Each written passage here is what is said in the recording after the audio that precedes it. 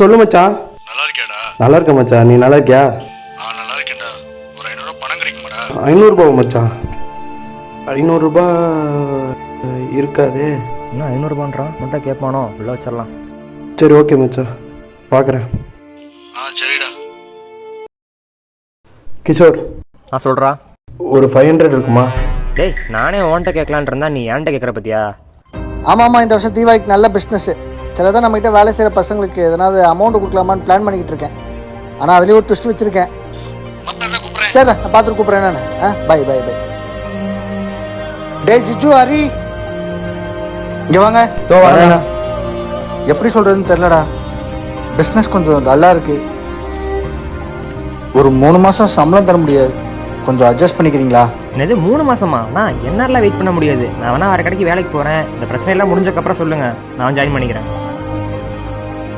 என்ன ஜுஜு, நீ எதுவுமே சொல்லாமல் இருக்க? இல்லைண்ணே, எனக்காக எவ்வளவோ பண்ணியிருக்கீங்க. இத்தனை வருஷமாக அவங்க கூட இருந்துட்டேன்.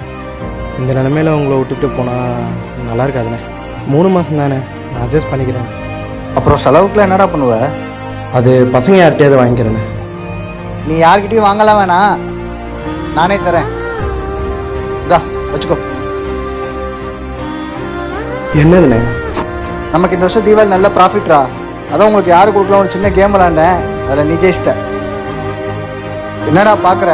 இப்படி சுயநலமாக உன்னை பற்றி மட்டும் யோசிச்சுனா உனக்கு நான் கொடுக்கறது மட்டும் இல்லை, உனக்கு கிடைக்கணுங்கிறது கூட கிடைக்காது.